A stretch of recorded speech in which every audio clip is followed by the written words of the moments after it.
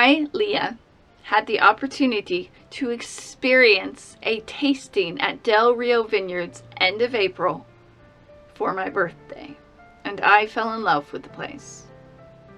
Nestled between the Cascade and Siskiyou mountain ranges in Gold Hill, Oregon, sits the buildings now known as Del Rio Vineyards. Yet this location, specifically that of the tasting room location, did not begin as a winery. In the late 1800s, speared by the promises of manifest destiny and the desire for gold, white settlers came to the land. Conflicts arose upon the land's original inhabitants, that of the Athabascan, Tequila, and Shasta peoples.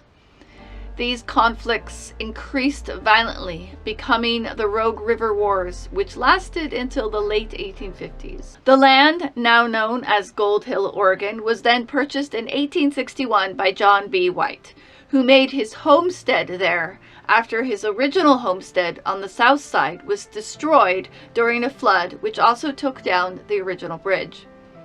In 1863, he would open a general store and then sell the remaining of his homestead to Lytle J. White. No relation.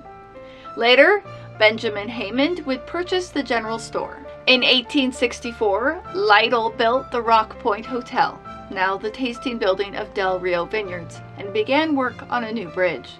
He would establish the city known as Rock Point, Oregon, today's Gold Hill, Oregon. On February 8, 1865, he commenced the opening of the hotel with a ball. Throughout the 1870s through 1890s, the little city of Rock Point expanded with a post office, a blacksmith, a saloon, and a school.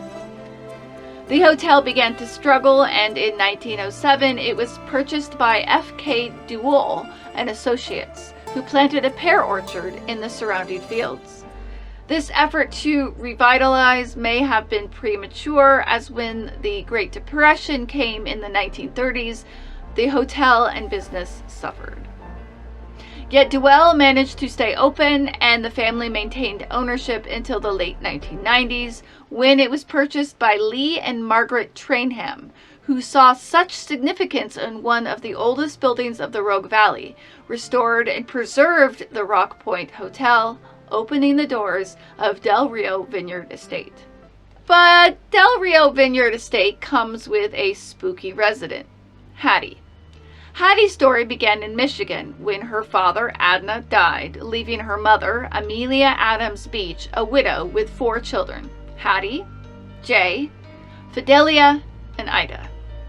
Moving to Rock Point, Oregon, Amelia married her second husband, John B. White, the original owner of the land surrounding what is now Del Rio Vineyard Estate.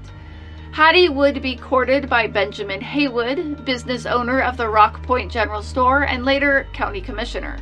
Hattiehaymond, who died in 1891 in a house next door. And some of the people we talked to suspect her spirit has good reason to have stuck around. The tasting room opened in 2001, but the building was built in 1863 as the Rock Point Stage Hotel. The first floor was later used as housing for Del Rio Orchard employees.